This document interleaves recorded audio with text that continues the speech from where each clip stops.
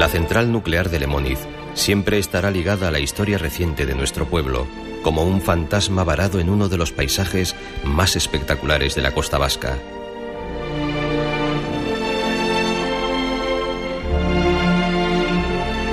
Una historia que ha quedado grabada a fuego en la memoria de todos los vascos. En los primeros años de la década de los 70, comienzan las obras con el llenado de la cala de Basordas para la instalación de 2 reactores nucleares. Los trabajos se inician a falta de algunos de los permisos de obras. En la construcción de este monumento energético se emplean 1000 toneladas de hierro y 200.000 metros cúbicos de hormigón armado. Lemóniz en ese momento, en los años 73-74, pues es una central que ya se está construyendo. Lemóniz pertenece a un grupo de 7, Lemóniz 1 y 2, Ascó 1 y 2, Almaraz 1 y 2 y Cofrentes, que son, bueno, lo que entonces llamábamos una segunda generación, que estaban todas en construcción. Algunas no tenían la autorización de construcción, pero bueno, el caso es que desde el punto de vista del proyecto estaban avanzadas, y claro, avanzadas, es decir, que nadie en esos años 73-74 consideraba que fuera posible frenar las centrales que ya estaban avanzadas, que estaban en construcción. Esta central nuclear comenzó a construirse en 1972, 2 años antes de que fuera autorizada. Yo recuerdo, estando en Vizcaya, trabajando con mi empresa, que en marzo de 1974 recibió la autorización de construcción, pero desde luego se estaba construyendo. Ya se había iniciado la construcción y las ingenierías iban muy, muy avanzadas y mi propia empresa pues ya había negociado y había contratado suministros de material electrónico, que era lo que yo, el asunto mío, ¿no? La verdad es que eso era corriente y normal, es decir, que las empresas, una vez que tenían el primer visto bueno, nunca han sido, la verdad yo diría que tampoco ahora, pero nunca han sido muy escrupulosas con la tramitación administrativa. Han considerado que las primeras autorizaciones o bendiciones son suficientes y que entonces ya el proyecto se convierte en irreversible, ¿no? Lo de los hechos consumados es una costumbre empresarial muy acentuada. Está situada a 15 kilómetros del Gran Bilbao y consta de 2 reactores de 930 megavatios cada uno, el primero de los cuales entrará en funcionamiento a finales de 1977. Yo vi ya la cala de Basordas encementada y cerrada, que está, como sabéis, como una presa, visto desde fuera es como, en fin, se cerró totalmente, entonces yo ya la he conocido así. No he conocido, salvo por fotos, la playa de Basordas, ¿no? El afán energético es el eje de la política del franquismo tras los duros años de la posguerra. En la década de los 50 la propaganda del dictador se hace eco de las inauguraciones de sus pantanos. A finales de los 60, el Estado franquista aprueba el primer plan energético nacional y opta por entrar en la era nuclear. La primera será la central de Zorita, en la provincia de Guadalajara, a la que seguirán Vandellós, en Castellón, y la central de Santa María de Garoña, en Burgos, en el límite con Álava, a escasos kilómetros de Vitoria-Gasteiz. Para el régimen de Franco, el desarrollo energético del país contempla 41 centrales nucleares. Curiosamente, una de ellas en pleno coto de Doñana. Para Euskal Herria se plantean 4 proyectos situados en Lemóniz, Deva, Eaispaster y Tudela. Lo que caracterizaba aquella situación fue la crisis energética del petróleo, que coincidió con todo esto, porque fue octubre de 1973. Entonces, eso tenía un doble filo. Por una parte, si el petróleo escaseaba, la energía nuclear se consideraba en su momento, que era la hora histórica de la energía nuclear. El modelo energético era distinto y entonces estaba de alguna manera dirigido por el gobierno, por decirlo de alguna forma, y entonces realmente en aquellos momentos la demanda de electricidad en este país no se correspondía con las previsiones que se habían hecho. Y por otra parte, como la crisis hizo caer todos los índices de consumo, es decir, que hubo crisis económica vinculada con la crisis energética, pues las necesidades de energía decayeron grandemente. Entonces ya no eran necesarios tampoco tantos proyectos energéticos y tampoco los nucleares. No hacía falta esa energía eléctrica en el sistema. Ahora nos habría venido muy bien el haber seguido con aquel plan de construcción de centrales nucleares. El tipo de central es de las llamadas de agua ligera, con diseño americano y patente Westinghouse. La misma empresa pretende instalar 2 centrales más en la costa vasca, una en Deva y la otra en Eaispaster, ambas a menos de 50 kilómetros de Lemóniz. Pero la verdad es que nosotros no nos enteramos de Lemóniz. Nosotros lo que vemos es que Iberdrola quiere hacer una central nuclear justamente aquí detrás, en la punta Entata, y se hace una movida, pues político, antes se llamaba ecologista, en fin, hay una movida en política muy extraña porque bajo el franquismo no se podía hacer grandes cosas y en torno a San Sebastián y en torno a Deva se forman unos grupos de personas que nos hacemos, digamos, propaganda, en fin, nos activamos. Me llegó la Gaceta del Norte ese día, es que lo conservo, sé que es el 19 de diciembre, y en la última página, en la contraportada, había un reportaje de José María Portel explicando qué pasaba por primera vez, explicando la inquietud pública de distintos pueblos en el País Vasco y Navarra con respecto a esos proyectos. Y yo que trabajaba en eso, pues para mí fue el choque, ¿no? Fue como una iluminación o como una epifanía, como, en fin, como la historia recoge en muchos casos. Quiero decir que yo se lo fui rumiando en los siguientes días y justo al final, vamos, en esa Navidad del 73, cuando además me encontré con un proyecto nuclear que iba para mi pueblo, me pareció que mi opción ya debía de estar clara y que era el momento de abandonar la tecnología nuclear. Nosotros tuvimos éxito, es decir, hacia el año 73 ese proyecto se para en la zona guipuzcoana y yo sinceramente no me entero nada que existía en Lemoniz paralelamente, porque no había conexión, que yo sepa, entre los grupos que se movían en Vizcaya y los grupos que nos movíamos en Guipúzcoa.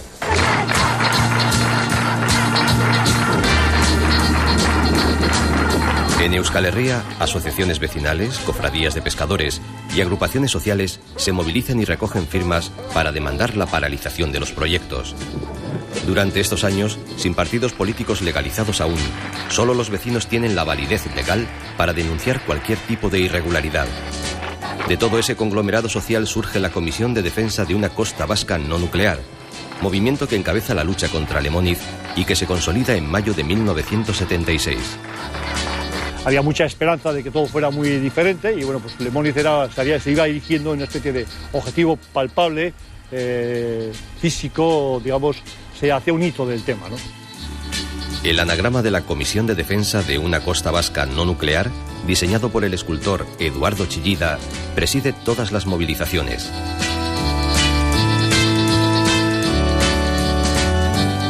A finales de los 70, el rechazo a la central nuclear se hace patente con masivas manifestaciones populares.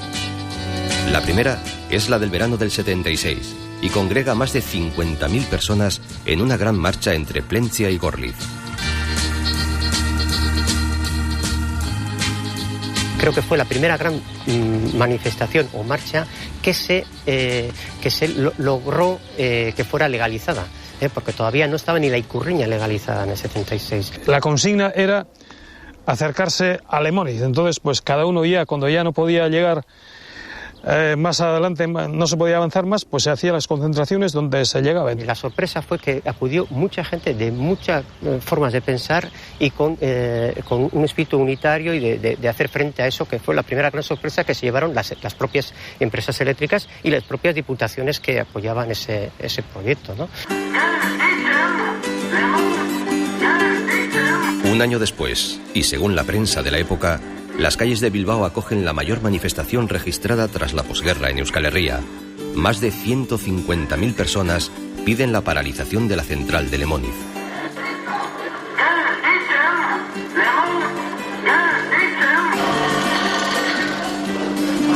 El 12 de marzo de 1978, miles de vascos se concentran de nuevo contra la energía nuclear.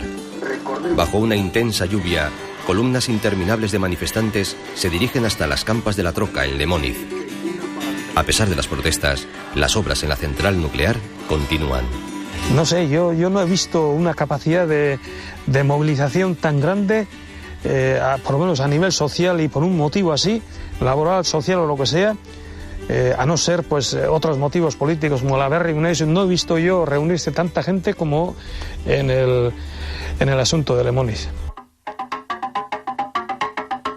El rotundo título del cortometraje de Imanol Uribe es Contra la central nuclear de Lemoniz, lo dice todo.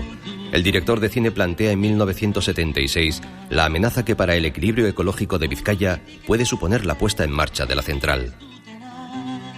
Tres amigos, uno de ellos era Javier Aguirre Sorobe, que fue quien hizo la fotografía, obviamente. Discutíamos sobre el tema, los pros y los contras del tema nuclear y de repente decidimos unas navidades irnos a pasar una semana de navidades a una casa que tenía mi amuma en Sucarrieta.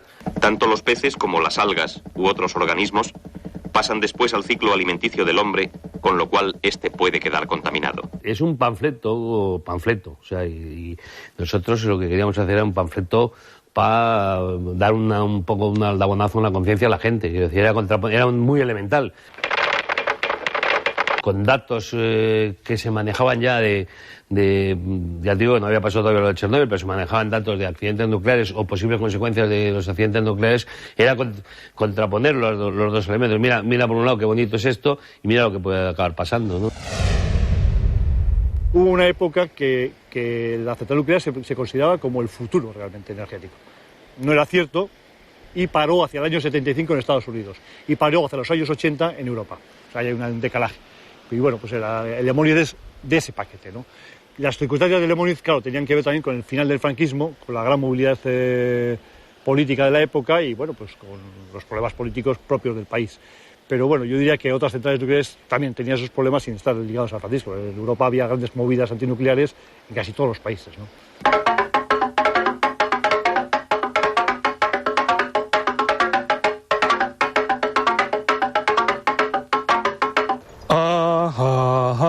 Ai Lemoizko zentrala, horixe bai badala, ifernuko magala, ifernuko magala. Yo cantaba las coplas de Lemoiz y eso, y la gente pues se levantaba y se tiraba para arriba y echaba pañuelos y, no sé, había un ambiente de... por una parte de confrontación y de reivindicación y por otra parte había como un ambiente de euforia, de que una confianza de que aquello se iba a parar.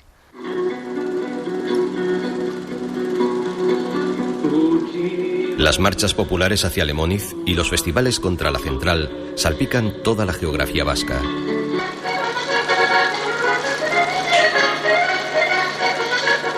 Una gran parte de la población se vuelca con la causa antinuclear y toma parte activa en los distintos actos reivindicativos.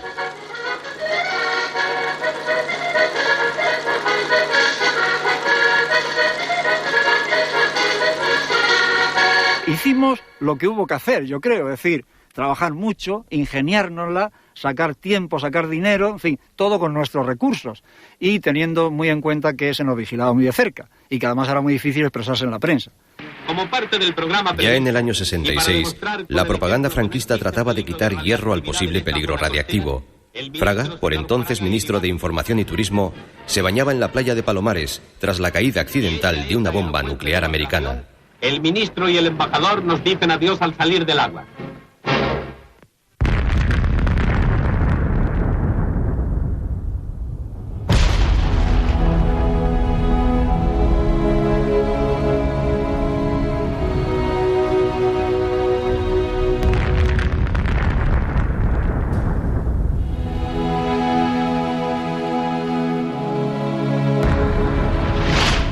El miedo a la energía nuclear venía precedido por las experiencias militares anteriores. El 6 de agosto de 1945, el ejército americano lanzaba la primera bomba atómica sobre Hiroshima.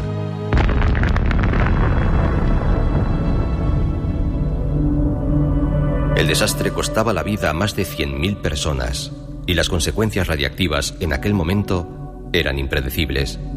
3 días más tarde se repetía la escena en Nagasaki.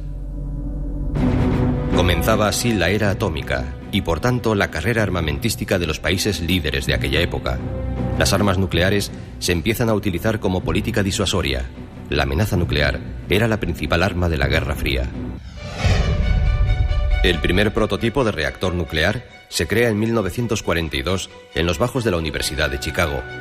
En la prueba inicial, los propios científicos no sabían si iban a salir con vida de aquel experimento. 14 años después, la central nuclear de Calder Hall, en el Reino Unido, será la primera de la historia que genere electricidad para uso civil. Surge un nuevo tipo de producción energética que pronto adquieren la mayoría de los países occidentales. La sociedad conoce muy poco de esta energía, primero, porque no es de uso diario. Cualquiera de las otras es de uso cotidiano y todo el mundo más o menos enciende un cigarrillo con un mechero o calienta el café con gas. Entonces ese tipo de formas de energía son bien conocidas, la población las tiene muy asumidas y si bien hay riesgos, porque explosiones de botellas de butano y explosiones de conducciones de gas se producen, bueno, la gente tiene asumido, la población tiene asumido que existe un riesgo y consideran admisible ese riesgo. En una central nuclear, el calor necesario para calentar el agua y obtener vapor se produce por una reacción llamada fisión, que consiste en dividir los átomos de un material llamado uranio dentro de lo que se conoce como reactor. El vapor mueve las turbinas.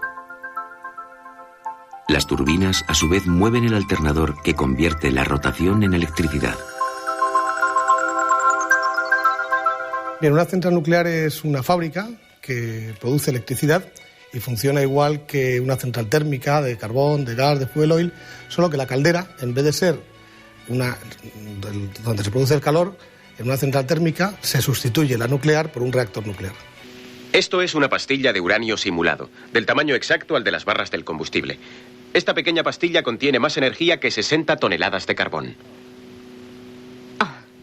Hay 20 millones de esas pequeñas pastillas en la vasija del reactor, es decir, aquí. Funcionan sin emitir ningún tipo de gases contaminantes, no emiten CO2, no emiten partículas contaminantes ni contribuyen a dañar la capa de ozono. En ese sentido, son perfectas. Bueno, a mí me acuerdo que la impresión que yo sé que es tener es que una central nuclear se hace copiando una central nuclear americana.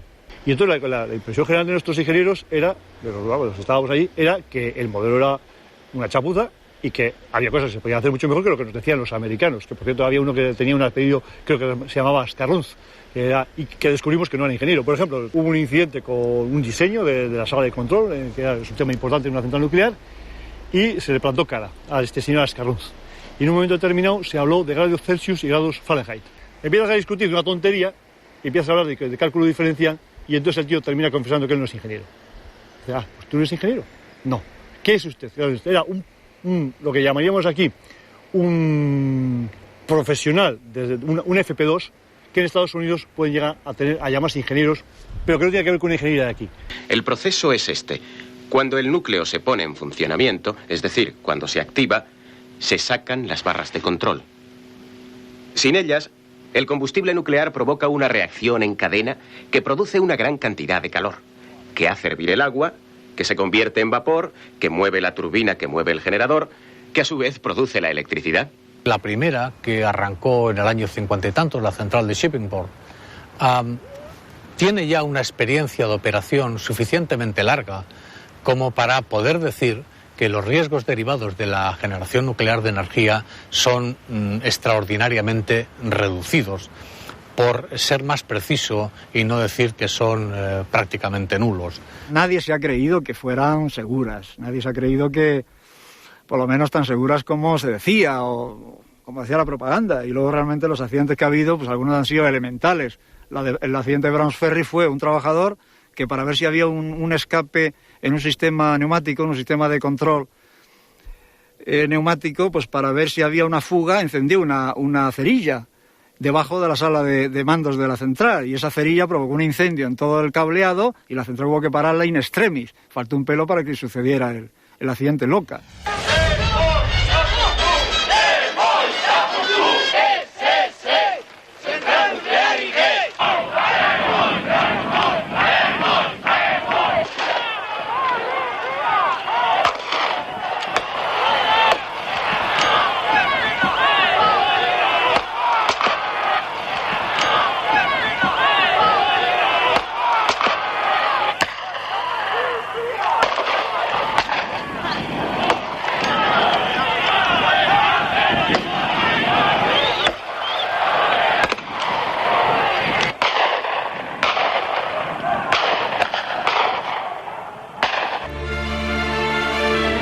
La central nuclear de Lemóniz es una incómoda herencia para la democracia. Esta es precisamente una de las primeras cuestiones a las que tendrá que hacer frente el Consejo General Vasco. Labor que acomete también el primer Parlamento vasco en su comisión especial de encuesta sobre la central nuclear de Lemóniz. Las fuerzas políticas, recién legalizadas, muestran posturas encontradas en torno a este controvertido asunto.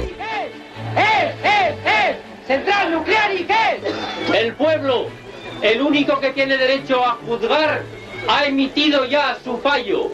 Este es un pleito terminado. Realmente el asunto no tenía ni pies ni cabeza. Era un proyecto que habría resultado controvertible, como lo son hoy, en cualquier lugar, pero sobre todo ubicado en donde está ubicado, pues efectivamente era más que controvertible. Era algo que saltaba a la vista que estaba hecho y sobre todo estaba mal hecho desde sus orígenes.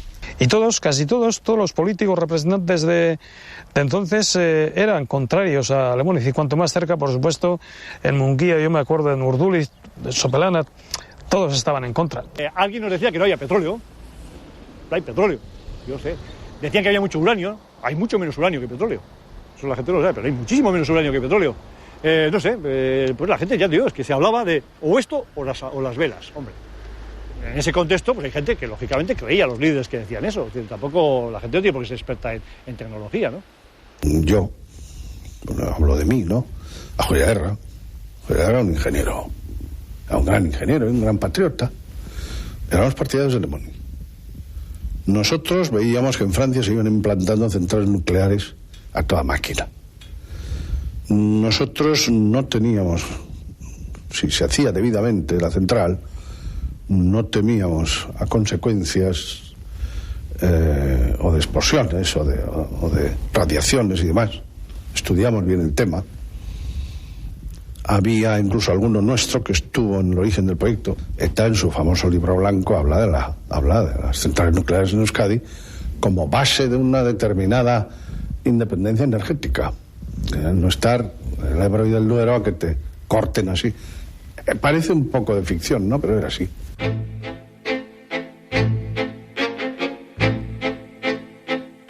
En 1977, ETA actúa por primera vez en la central nuclear de Lemoniz.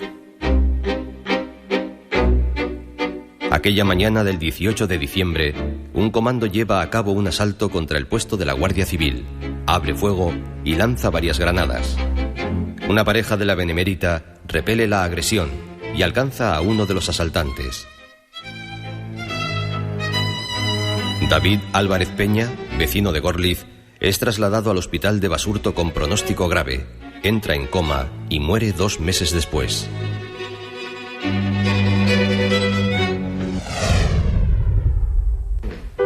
La artista bilbaína Marisa González es la única persona ajena al proceso de desmantelación de la central que ha podido entrar en Lemoniz. Las imágenes recogidas en el interior del gigante nuclear son un trabajo testimonial único. No podía ni hacer fotos. Yo primero quería explorar el espacio, pero claro, seguía retratando, tengo que hacer más, tengo que volver, más cámaras. O sea, era una ambición tal por querer captar, por querer registrar ese gran monumento, porque en el fondo era un monumento a la industria y al ser humano que tiene la capacidad que tiene de construir esas grandes moles infranqueables. Fijaros la escala de la tapia. Esto es una farola de esas de carretera, de autopista, como por escala la altura de ese gran muro. Para mí no era solo una nuclear, era todo un mundo industrial, un mundo del ser humano, de la omnipotencia del ser humano. Yo soy más fuerte, puedo yo con la naturaleza y puedo. Y claro, estaba hecha a pruebas de terrorismo, a pruebas de catástrofes nucleares. Los muros de seguridad, los muros del reactor, eran de un grosor 10 veces superior a lo que tendría que ser. Allí nunca entró el uranio, eso es cierto que nunca llegó a entrar el uranio. La central estaba preparada para simplemente levantar el botón. Preparada, en perfecto funcionamiento. Se había probado un sinfín de veces, preparada a que en el momento que entrara el uranio, entraba en marcha.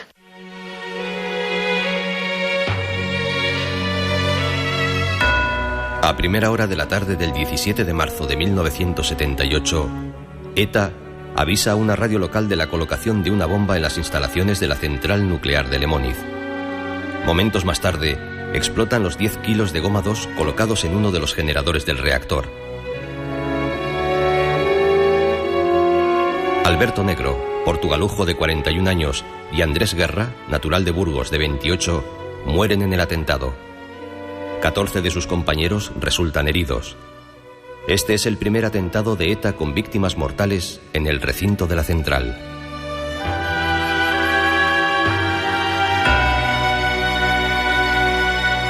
Yo creo recordar que aquello se tomó con cierta... Hombre, la bomba, la intervención de ETA se tomó con cierto regocijo. Como digo, el tiempo me permite decir las cosas como las sentía. Con cierto regocijo. No así que hubieran muerto 2 que eran empleados, porque resultó que la bomba, por algún motivo, no se retiró a tiempo, lo que fuera. Y lo que pasa es que luego eso se convirtió ya en una parte sustancial del programa de ETA. Y eso ya era más difícil de encajar. No creíamos, yo no he creído nunca, y creo que no se debe creer, que la naturaleza se pueda defender a bombazo limpio.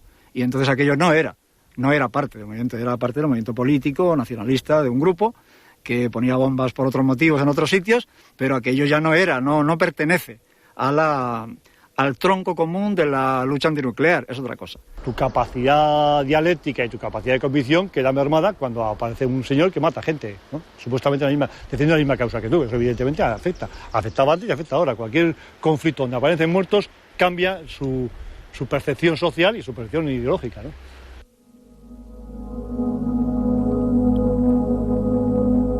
Hasta finales de los 70 nadie pone en duda la seguridad de las centrales nucleares, cuando tiene lugar el primer accidente grave de la historia. Es en la central de 3 Mile Island, cercana a la localidad americana de Harrisburg.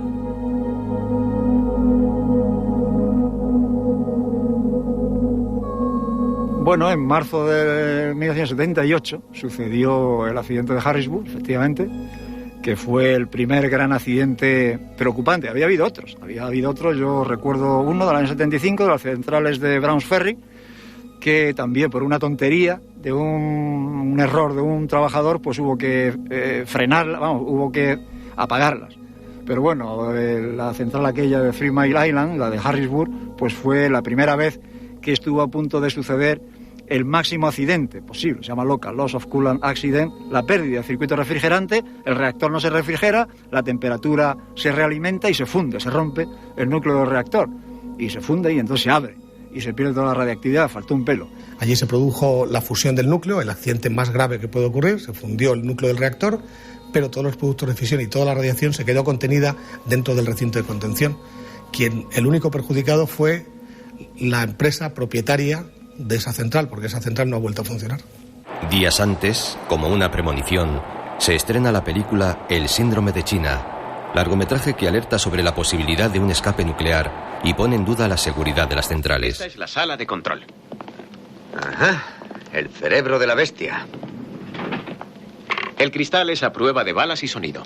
Tú diseñas un tamaño, una sala de control de X metros lineales y ahora la verdad te hace falta aparatos que mueven 2X metros lineales. Entonces empezaron a ponerlos por la parte de atrás.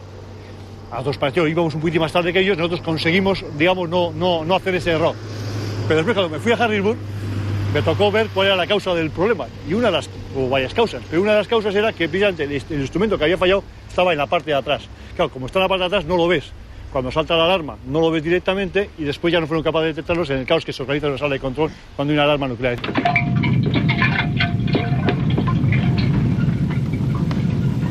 ¿Qué es eso? Parece un terremoto.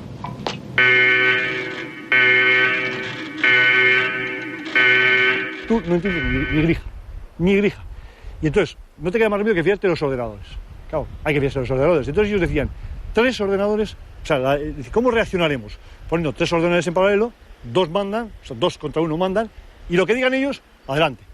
Claro, eso con miles de vidas posibles detrás, no hay quien lo asuma. Pues, filosóficamente, no hay quien lo asuma. Peligro, alto riesgo, alto. Entonces la sensación todo el tiempo de que podía pasar, de que estaba previsto que podía pasar. Esa sensación era muy angustiosa, por otro lado. Alinead las válvulas para que la turbina entre en el engranaje. Que apague alguien esa maldita alarma. Gracias. No sé cómo esperan que se puedan dar órdenes con ese escándalo. De hecho, en un informe de Carter, que se hizo sobre el tema nuclear, a consecuencia de este informe, se llegó todavía más allí. Era tan evidente que un operador no puede responder ante una central nuclear que propusieron, no se aprobó, pero fijaros qué cosa más significativa. Se propuso recrear la figura de una orden religiosa, o sea, unas personas dedicadas en cuerpo y alma a la energía nuclear, de los que salieran los responsables de la operatividad de esas centrales nucleares. Gente que no tuviera niños, ni mujeres, ni nada, porque su vida tiene que estar dedicada a controlar el monstruo. Porque como vayas tú, mal dormido, con regla, con un poco de fiebre, encabronado, y de repente a las 4 de la madrugada, porque estas cosas siempre pasan a las 4 de la madrugada, empieza a hacer algo, eres incapaz de seguir. Un fallo en el sistema de refrigeración del reactor, debido a un error técnico o humano, produciría la expulsión al exterior de la radioactividad contenida. Las consecuencias de este accidente equivaldrían a la acción de una bomba atómica, excluidos sus efectos térmico y expansivo, y la distancia a considerar podría abarcar los 160 kilómetros. En las discusiones con ingenieros y con científicos pronucleares, cuando se hablaba del máximo accidente posible, y se citaba el accidente Loca, claro, ellos decían, pero esto no pasa nunca, pues claro, la probabilidad es remotísima. Nosotros decíamos, bueno, pues eso de remoto habría que verlo. Cuando sucedió lo de Harrisburg, vimos que la idea de remoto o de extremadamente improbable, pues es muy relativa. Ya nos había pasado lo de Harrisburg, faltó un pelo para que sucediera ese accidente tan remoto, que estaba previsto que fuera tan remoto. Y luego con Chernobyl sucedió lo que iba a ser casi imposible, pero sucedió. Estas trágicas imágenes dan la vuelta al mundo en abril de 1986. Tras una enorme explosión, uno de los reactores de la central nuclear de Chernóbil queda al aire. Inmediatamente la nube radiactiva liberada se extiende en un primer momento por todo el norte de Europa y en los días posteriores por todo el planeta. En aquel nefasto escape radiactivo mueren directamente más de 30 trabajadores de la central. Las autoridades soviéticas de la época trasladan forzosamente a 135.000 personas evacuadas en un radio de 1.600 kilómetros. Bueno, el accidente de Chernóbil, el desgraciado accidente de Chernóbil, se produjo en parte por aspectos tecnológicos. Esas centrales no tienen recinto de contención, y en parte por el modelo socioeconómico que en aquel momento había en la Unión Soviética. ¿Que Chernobyl es otro tipo de tecnología? Bueno, pues mira, como la diferencia que puede hacer entre un Volvo y un Volkswagen. Sí, son coches diferentes, pero todos funcionan con los mismos principios. Y sobre todo, todos son suficientemente complejos porque como la mente humana no pueda estar segura de que los va a controlar. En Chernóbil se estaba realizando una prueba que no se debía realizar en contra de la opinión de los técnicos. Y la prueba se llevó a cabo y dio lugar al desgraciado accidente. Nunca en la humanidad ha tenido posibilidad de hacer tanto daño con un accidente. Eso es lo que no se termina de entender por los defensores de la energía nuclear, que no es un accidente, es una cosa de otra naturaleza. Y eso, claro, eso ya es filosofía, ya no es tecnología. Se puede asumir esos costes enormes por una supuesta tecnología que al final, como se ve, pues hombre, es necesaria. Es una de las muchas que hay. Tras un año de manifestaciones contra Lemoniz, Tudela es elegida para celebrar una nueva concentración, coincidiendo con el Día Internacional de Acción contra la Energía Nuclear. Los comités ecologistas de Euskal Herria organizan actos reivindicativos para todo un fin de semana. El 2 y 3 de junio de 1979, miles de personas viajan hasta la capital de la Ribera Navarra para disfrutar de la fiesta. Una fiesta que se tornó en desgracia en cuestión de minutos. En los tejados de las casas empezamos a ver policía y luego en la vía, todo a lo largo de la vía, un número de policías que no habíamos visto en Tudela antes, pero a la vez estaban con un megáfono desde la vía, creo recordar, los policías, diciendo que daban 5 minutos para disolverse. Bueno, apenas lo acabaron de decir, empezaron disparos, pelotas, y no sabíamos lo que pasaba. Se nos estaba cerrando una salida, algo que no estaba pasando nada, era una fiesta. A mí realmente me recordaba lo que había pasado hacía un año en San Fermines de Pamplona. Se olía algo, parecía que iba a pasar algo. El 8 de julio de 1978, las fuerzas de seguridad entraban en la Plaza de Toros de Pamplona en plenas fiestas de San Fermín. En los disturbios resultaba muerto Germán Rodríguez. Y mirar con todas las energías. Y lo más fuerte que podáis, no os importe matar. Adelante, lo que nos está haciendo. Esto lo que está haciendo es para la puta que está aquí. Para que tenemos como los procedimientos que te quedan. Y lo que esto es. Pero yo, desgraciado o afortunadamente, las circunstancias hicieron que yo estuviera dando el meeting sobre el tema de la visita de Harrisburg, precisamente, en el momento en que la Guardia Civil ordena el desalojo de una especie de plaza donde había un kiosco y una plaza delante donde estaban las varias piñas de personas, y bueno, de repente la Guardia Civil ordena el desalojo. Pegaban a todo el mundo, las señoras mayores, los críos que pasaban, todo, era una situación dantesca.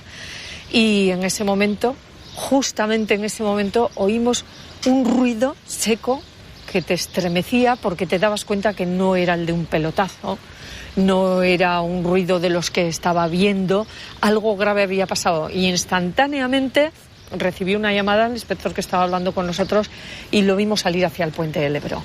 Algunos echaron a correr, otros empezaron a chillar, otros a gritar, entonces aquí le vimos a Gladys tendida, ¿no? Gladys del Estal, de 23 años, muere por el disparo a bocajarro de un guardia civil. La joven donostiarra pertenece a los comités antinucleares de Euskadi. Yo salía del puente y vi una persona en un charco de sangre tirada en el suelo, pues instintivamente fue parar y decirle a la gente bajar y subirla, que quizá todavía teníamos posibilidades, ¿no? Y había una persona desesperadamente intentando recuperarle el soplo de vida, ese jadeo que se te queda grabado y que no se borra nunca. El verle con el disparo y cómo moría en el coche.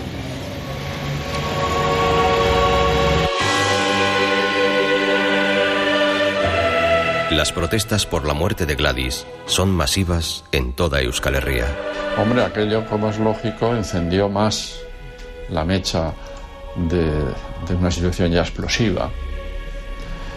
Y naturalmente nos indignó porque se correspondía con métodos de actuación policial propios de una época como la que estábamos dejando atrás de la dictadura, ¿no?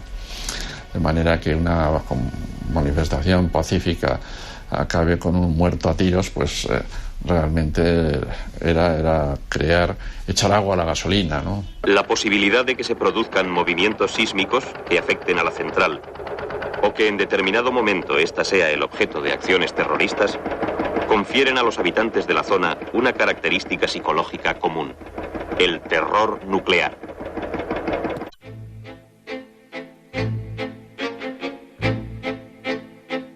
Un nuevo atentado altera la jornada laboral en Lemóniz el 13 de junio de 1979. A primeras horas de la tarde estalla un artefacto en la zona de turbinas. Es el segundo atentado de ETA en las instalaciones de la central nuclear. 2 llamadas de teléfono avisan de la colocación de un explosivo que alcanza de lleno a Ángel Baños Espada. El trabajador fallece en el acto.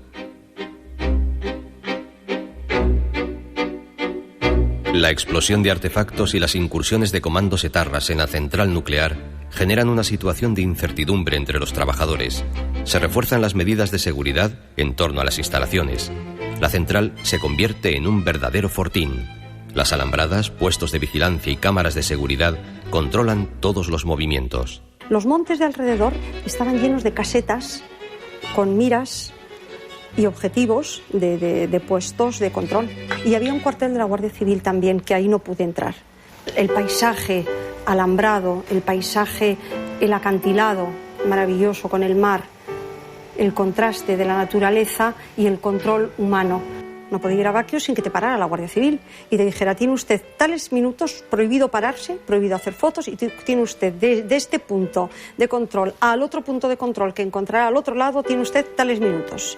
Y allí se le recibirá... Entonces, esto ha estado funcionando hasta los años 90. O sea, toda la gente de Plencia y de Baquio reconocen aquello como algo aterrador, como algo aterrador.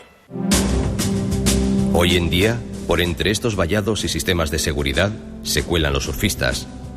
Los aficionados a este deporte salvan el abrupto acantilado en busca de la que conocen como Ola La Central, una de las mejores olas para practicar bodyboard.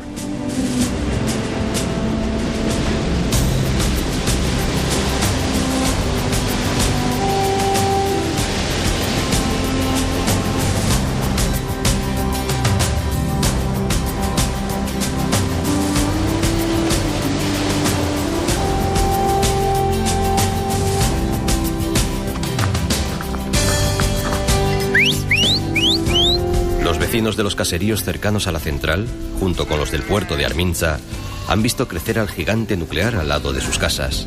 Han sido testigos directos de su historia y han vivido de cerca todo lo ocurrido en este paraje que ellos conocen como la Cala de Basordas. Cercaron la entrada de la bahía, ahí hacía una bahía. Que al muelle, pues ahora, como este muelle cerrado, esto no entra el agua para adentro. Pues una playa preciosa, que venía mucha gente. Una playa muy grande, ¿no? Grande, no, pero buena playa, se pescaba mucho. Nécora, ahí bajaba siempre, cogían, la gente era... Que ha habido langosta, congrio, cabracho, gibión, de todo, de todo. Ahora no hay la cuarta parte de antes. Yo no sé si era bueno, yo no había estudiado para esas cosas, si era bueno o era malo, cuando estaban haciendo... No, ¿qué no van a decir? Al pueblo no le dijeron nada, le tuvieron engañado, hombre. No dijeron nada. Aquí callando al principio, hasta comprar los terrenos callando al andar, que no tiene peligro y... No, ¿qué vamos a saber? Nosotros estamos ignorantes de todo, hombre. Que no se sabía nada, no te decía, ¿qué te van a venir diciendo que te va a haber un atentado? Que no ha habido... Claro que tuvimos miedo. Iba eso que decía que hasta el uranio también ahí decía. No vas a tener miedo, que eso era para matar a todos. Miedo teníamos aquí con la Guardia Civil. Que yo que andaba por los montes, te encontrabas en cualquier sitio 3 o 4 guardias civiles en el monte, escondidos. Y al final teníamos miedo por eso, porque estaban siempre con la arma puesta y en su punto y joder. Que no queríamos, ni nosotros ni nadie. Manifestaciones y lo que sea, a base de lucha. Bueno, aquí no se ha hecho mucha lucha, pero no queríamos. Hasta que un día me enfrenté con ellos. Les dije, si tienen alguna duda sobre mí, que vengan a registrar la casa o lo que sea, que no puedo andar yo a punta del cañón. Todos los días que salgo, todas las veces que salgo y entro. Antes han dicho que no hacen, ahora dicen que van a hacer otra cosa, pues no sé. El establecimiento de una central nuclear presupone un cambio radical en la agricultura, la pesca o el turismo del entorno.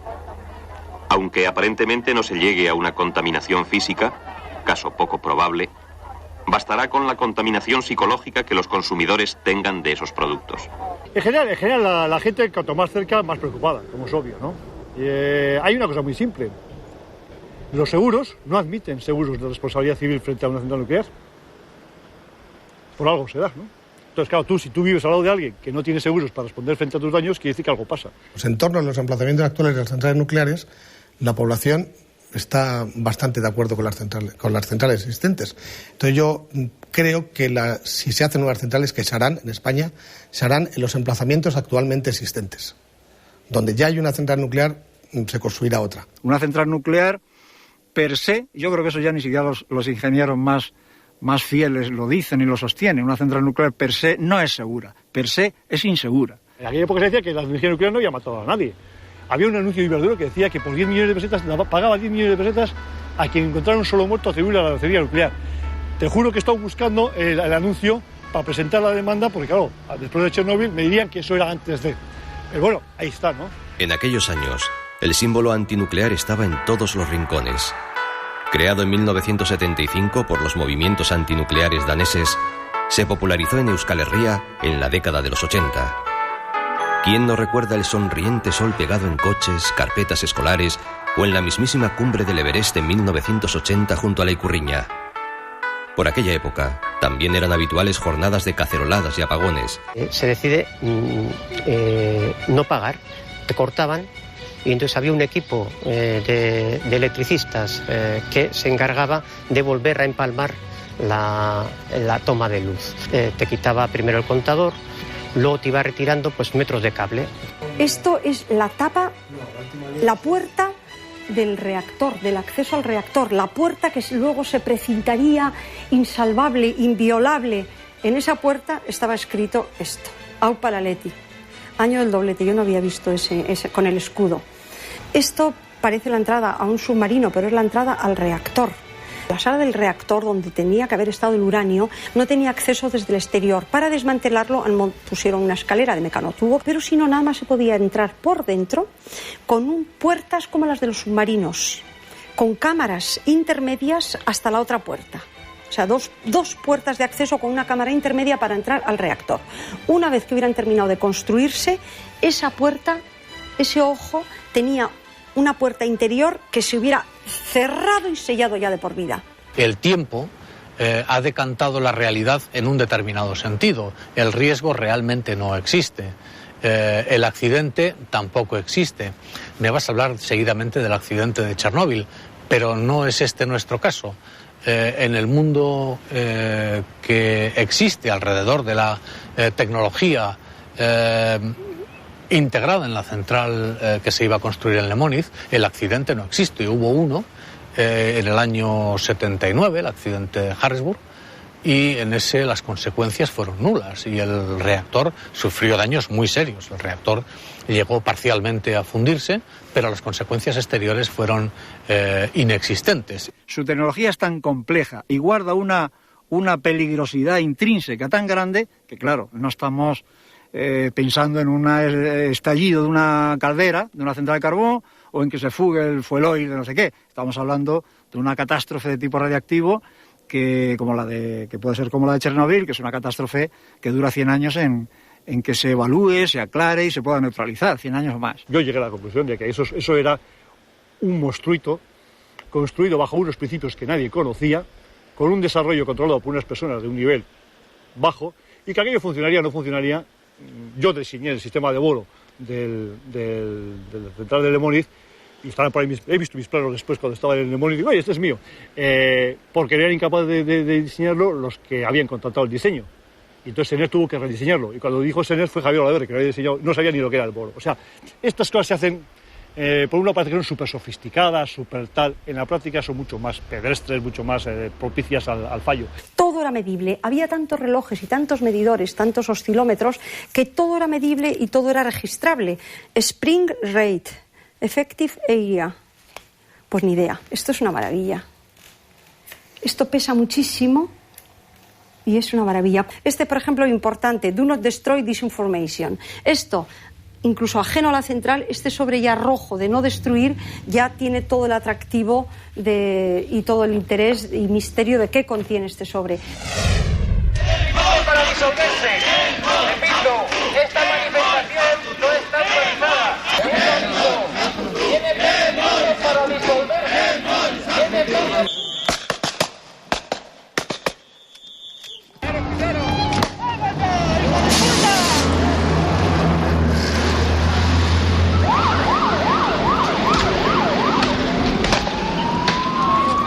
¡Quítate del medio, joder!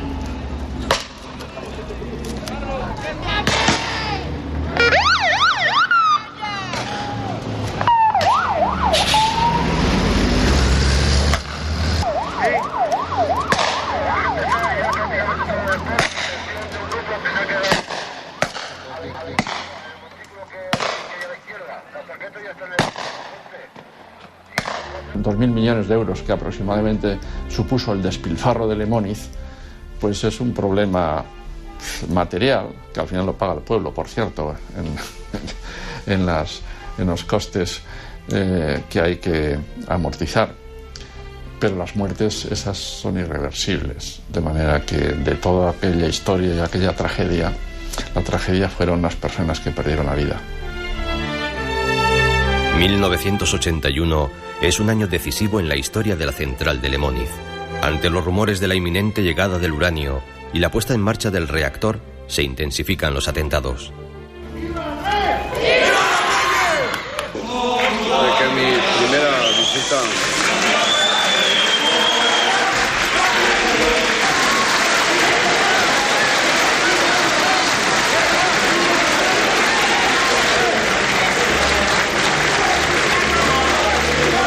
Coincidiendo con la primera visita de los reyes a Euskadi, ETA secuestra a José María Rián, ingeniero de explotación de la central y futuro jefe de Lemóniz. Sus secuestradores lanzan un ultimátum y exigen la demolición de la central nuclear en el plazo de una semana. Hay una gran movilización popular también, porque el impacto emocional en la población fue terrible.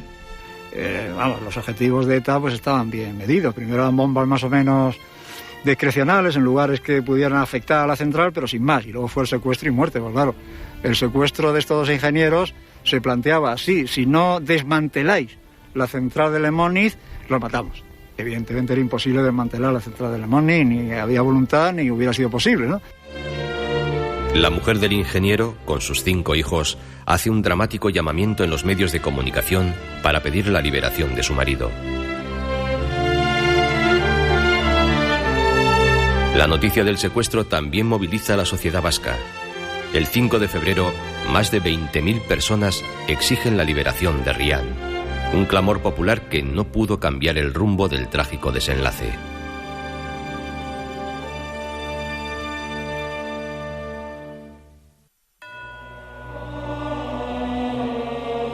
A las 12 menos cuarto de la noche de ayer fue encontrado el cadáver del ingeniero de la central nuclear de Lemoniz, José María Rian Estrada, que había sido secuestrado por ETA militar una semana antes. La organización armada había difundido un comunicado en el que se decía que Rian había sido juzgado por un tribunal popular que le había condenado a muerte.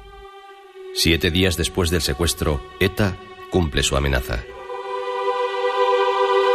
Sobre todo el desenlace fue desalentador.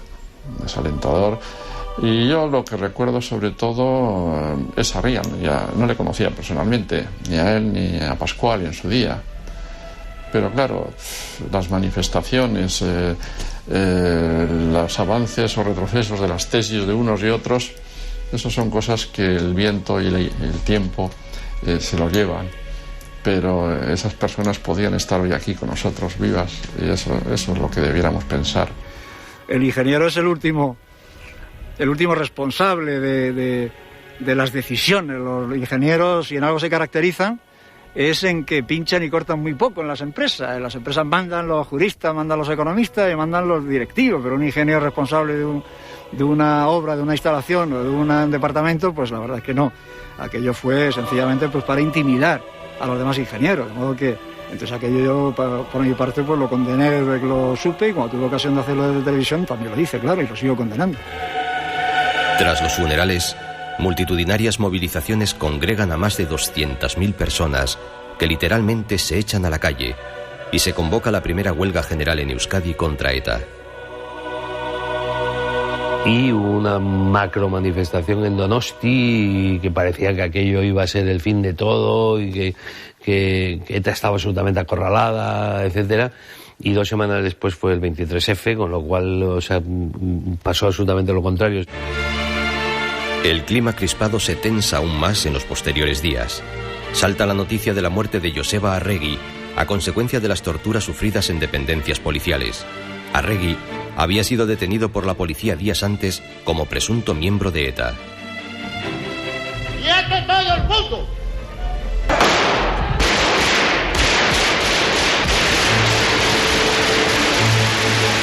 Yo tuve una entrevista con entonces el presidente Iberduero en el día del 23F, sería del 81, el 23 de febrero del 81, casualmente a la misma hora que se da el golpe de Estado. Yo tenía como miembro de Euskadi Cosqueta una entrevista con el presidente Iberduero para hablar del tema Lemoniz. Y entonces en esa entrevista, mientras por un lado llegaban las noticias del asalto del Parlamento, el presidente Iberduero me avanza que Iberduero considera que va a cerrar Lemoniz, aunque todavía no es oficial en ningún sitio, ¿eh? Entonces yo le digo, hombre, pues si me alegro mucho que habéis llegado a esa conclusión, lo que os pido es que lo hagáis democráticamente, es decir, que hagáis intervenir esas instituciones y el cierre sea como consecuencia de la intervención institucional. Dice, no. No vais a pasar por el Parlamento, no vais a hacer un referéndum, no vais a hacer una votación en algún sitio, no. Pero vais a dar un triunfo a ETA militar encantador. Quienes, como yo mismo, éramos partidarios de dar una salida al conflicto a través de la consulta, etc. Por otro lado, nos veíamos en la necesidad de decir que no se podía ceder a una amenaza que se traducía en sangre y asesinatos. De forma que nos encontramos con una contradicción enorme. Por un lado, teníamos que decir no se puede aceptar la vulneración de un derecho humano fundamental como es la vida y la dignidad de una persona y no se puede ceder ante ese tipo de chantaje, pero por otro lado pensábamos y sin embargo hay que dar una salida a esta situación, aunque no sea por esa causa. En este convulso periodo, los sabotajes contra la central nuclear y las oficinas de Iberduero se intensifican.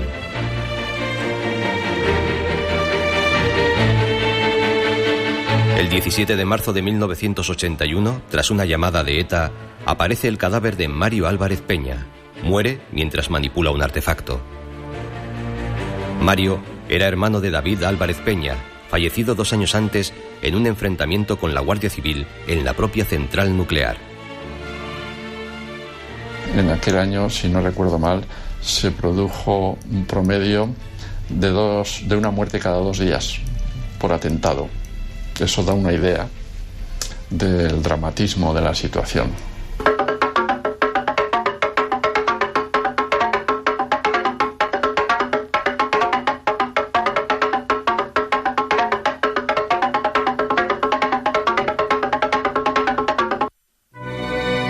Un año después, ETA atenta contra Ángel Pascual Mújica, ingeniero de la central y jefe del proyecto de Lemóniz. En el tiroteo, Pascual recibe varios balazos y su hijo sufre heridas leves. Esta es la última víctima mortal de ETA vinculada a Lemóniz.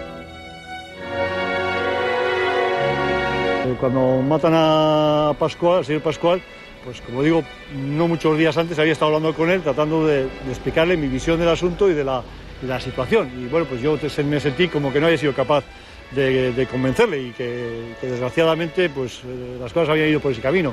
Iba a ser un director de obra, o de la central, no me acuerdo exactamente el puesto, pero el director de la central, y que bueno, pues que estaba, digamos, que tenía una cobertura política suficiente. Yo le dije lo que pensaba y lo que sabía. Le dije, mira, yo te digo lo que yo sé, lo que yo creo, y estás totalmente equivocado. Esto va a frenar y no a arrancar. Y aquí no hay cobertura, sino derrota. Y colocarse en el medio sin saberlo me parece ingenuo. En fin, yo entiendo que tú sospeches de mí. Es decir, que somos... Bien, de acuerdo, yo te digo lo que sé porque es mi obligación. Él me atendió, yo le expliqué. Estuvimos hablando por la típica media hora, 1 hora, y yo me fui. No tuve éxitos, evidentemente, y claro, después, cuando al poco tiempo lo matan, dices, joder, ¿qué tenía que haber hecho yo? Pues no sé, ¿podía haber hecho algo más? No lo sé. Tampoco, en fin... pero como has participado en una cosa así, pues te queda siempre una sensación personal, pues, de que algo más siempre se podría haber hecho, probablemente. Las condiciones en que estamos viviendo en los últimos años nos han conducido a una situación familiar, personal y profesional insoportable. Nos ponemos a su disposición para que nos asigne a otros puestos de trabajo, puesto que es nuestro deseo seguir siendo útiles a la empresa. Al clima de inseguridad que viven los trabajadores se suma la incertidumbre laboral que vive toda la plantilla. Su futuro está en juego. En mayo de 1982, la empresa suspende provisionalmente los contratos de ejecución de la obra. Ese verano comienzan las movilizaciones y concentraciones en defensa de los puestos de trabajo. Y todo eso hizo que, bueno, entre las cosas, que nadie quisiera trabajar allí y que ningún ingeniero quisiera ser el jefe de la obra. Naturalmente, porque habían muerto los 2 ingenieros. Entonces, claro, eso la empresa Iberduero pues veía que evidentemente no se podía llevar adelante con una compañía de la Guardia Civil rodeando la central. Eso no era así, no era así. Y el gobierno, pues, claro, por no ceder al chantaje, que es una expresión que siempre se dice, pues no daba ninguna solución. Entonces yo creo que el gobierno socialista, que se benefició de esa ruptura política que hubo, porque entró sin compromisos con el gobierno anterior, pues dijo, bueno, no son necesarias, continuar su construcción resultará más caro, teniendo en cuenta lo tremendamente caras que son las centrales nucleares, mucho más caro que si las cerramos, entonces vamos a cerrarlas. Simplemente vamos a estudiar la modalidad del cierre, de acuerdo con los dueños, claro, naturalmente. A los dueños se les regala el dinero de mantenimiento y los dueños no tienen por qué oponerse. En fin, ese fue el arreglo, pues con un elemento económico, con un elemento energético y con un elemento político, evidentemente. Tras las elecciones de 1982, el gobierno socialista decreta la moratoria nuclear. Un año después se paralizan las obras, pero no es hasta el 3 de junio de 1994 cuando se decide aparcar definitivamente el proyecto de la central nuclear de Lemóniz. Y a mí me parece que fue un error político inmenso, que no sé de quién es, a mí me lo transmitió el entonces presidente Iberduero, pero me pareció un error inmenso que, habiendo asumido ya que no se podía sacar la central nuclear adelante, no se asumiera que eso era por presión de la gente y no por presión de ETA militar. Las manifestaciones, las movilizaciones, por muy multitudinarias que sean, no suelen conseguir normalmente parar un plan de ese tipo, y entonces pues yo creo que si no hubiese intervenido ETA, Lemoiz hubiese estado ahí presente como está Garoña o como están otras centrales. Tengo esa percepción. No, a nivel político, pues recuerdo la impotencia y la indignación de no poder sacar adelante lo que hubiera sido una propuesta que con un poder político completo, sin duda, habríamos sacado adelante, que fue el referéndum. El oportunismo y la responsabilidad de algunos partidos que cuando ven que un referéndum es materialmente imposible, empiezan a invocar el referéndum como la fórmula mágica, aunque antes hubieran estado invocando la paralización mucho más que el referéndum. ¿Quieres hacer referéndum? Vamos a hacerlo todas partes de forma libre, que mientras no se siga construyendo la central nuclear para que luego digan, no, está hecho y ya me puedes venir a mí preguntar lo que quieras, ¿no? Paraliza la central, da información y que la gente decida. Hombre, toda Euskal Herria salió ganando, y sobre todo pues el movimiento antinuclear. Yo creo que después de la paralización de Lemoniz, pues no creo que a nadie se le ocurra aquí en Euskal Herria hacer otro intento parecido.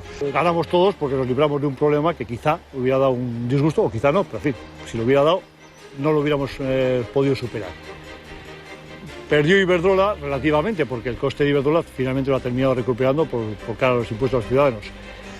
Lo que hubo fue una irracionalidad económica que ha costado caro al país, porque un montón de dinero se ha tirado. Y el acuerdo fue que las 5 centrales que se consideraban innecesarias o conflictivas o algo parecido se congelaban. Lo que pasa es que el sector eléctrico no consentía estrictamente eso, que se congelaran y que se cerraran, no consentían en perder totalmente la inversión. El gobierno planteó que se congelaran, en el sentido de que se congelaran, quedaran detenidas, paradas, pero que seguirían siendo mantenidas como si o para que en un momento dado pudieran volver a ponerse en funcionamiento. De tal manera que no se abandonaban, no se dejaban oxidar, para entendernos, sino que exigieron un mantenimiento. Y a eso se le dio un valor, se evaluó el coste, y es lo que desde entonces se nos introdujo en la tarifa eléctrica y la seguimos pagando todos en este país, en este estado. Las empresas eléctricas no han perdido, porque nos han cobrado, y fíjate si nos han cobrado bien, todos los años en el recibo de la luz ese porcentaje por los cuales se les ha regalado de la administración que pudieran hacer. No tiene patria ni objetivos en ese nivel, ellos han ganado también, y ha ganado la sociedad en general porque no tenemos un peligro al lado de casa, ¿no? Según Iberdrola y según la comisión oficial, desmontar una central nuclear valía 1.000 millones de pesetas de la época. Según mi opinión, valía tanto como montarla. Bueno, hoy es el día en que llevamos 20 y tantos años pagando a través de la factura de la luz una cuota para hacer un fondo para poder pagar los desmantelamientos de las centrales nucleares. Cuestan tanto como montarlas. Bueno, actualmente no hay moratoria. El mercado de producción de electricidad está liberalizado y cualquier empresa puede, siempre que cumpla con los requisitos y solicite los permisos debidos, puede montar, puede instalar una fábrica de electricidad, una central de producción de electricidad de cualquier tipo, ya sea eólica, ya sea de carbón, de gas o nuclear. El debate sobre la energía nuclear se mantiene abierto en todo el mundo. En los últimos años surgen voces a favor de retomar la construcción de centrales nucleares ante la escalada de los precios del petróleo y el calentamiento del planeta. Desde luego se producirá un agotamiento de los combustibles fósiles y en el futuro tendremos, si no aparece otra tecnología nueva, la base fundamental será renovables, incluyendo hidráulica y nuclear. Yo no creo que nadie reactive el programa nuclear en bastantes años, y al decir años me refiero por lo menos una generación de 25 años, mientras quede vivo el recuerdo de lo que se hizo y los desastres nucleares que ha habido en varias partes del mundo, de modo que ahora mismo la energía nuclear ha perdido interés. Es necesario tener nuevas centrales nucleares. En nuestro entorno ya Francia y Finlandia están construyendo nuevas centrales nucleares. Todas estas centrales de uranio, de combustible fósil, son un error físico. Se ven enfrentados a una limitación de la naturaleza, que son las leyes de la termodinámica, que impiden que los rendimientos superen más del 32-33%. Por lo tanto, el 67% se pierden en calor al ambiente, en calor al medio que refrigera, el embalse o el mar, y se pierde tontamente, de tal manera que son altamente ineficientes desde el punto de vista energético. El petróleo sigue subiendo y no tiene cara de que vaya a bajar, y las centrales nucleares producen 1 kilovatio hora barato, económico, y además no producen emisiones de CO2. Y nos reduce también la factura de los costes del protocolo de Kioto, que se estiman en varios cientos de millones de euros al año.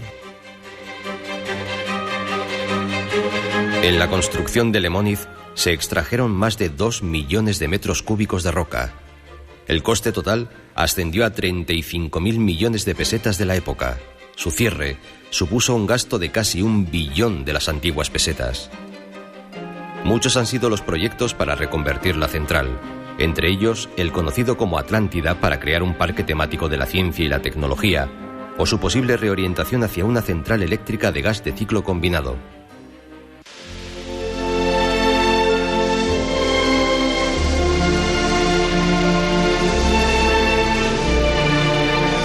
Lemóniz lleva varios años en proceso de desmantelamiento.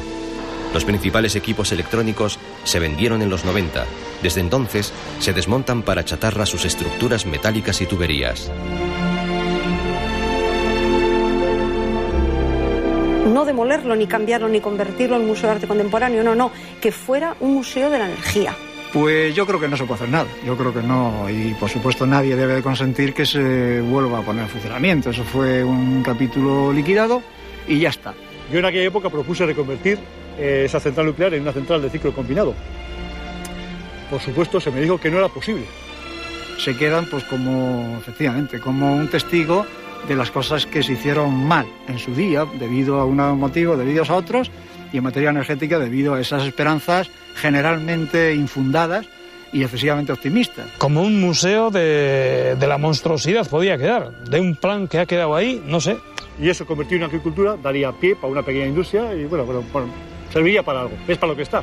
Hay una toma de agua fabulosa, pues hay que utilizar el agua y la posición. Yo hubiera hecho un museo de la energía para contarlo y para que aprender todos, iríamos todos, o sea, todo el mundo, o sea, del mundo entero iría a ver una central nuclear, porque solo le faltaba el uranio, con lo cual estaba perfecta. Lemóniz continúa varado en lo que fuera la cala de Basordas como testimonio de uno de los hitos más importantes de la reciente historia de Euskal Herria. Lemóniz, la central fantasma, todo un símbolo que movilizó a gran parte de la sociedad vasca y que no dejó indiferente a nadie.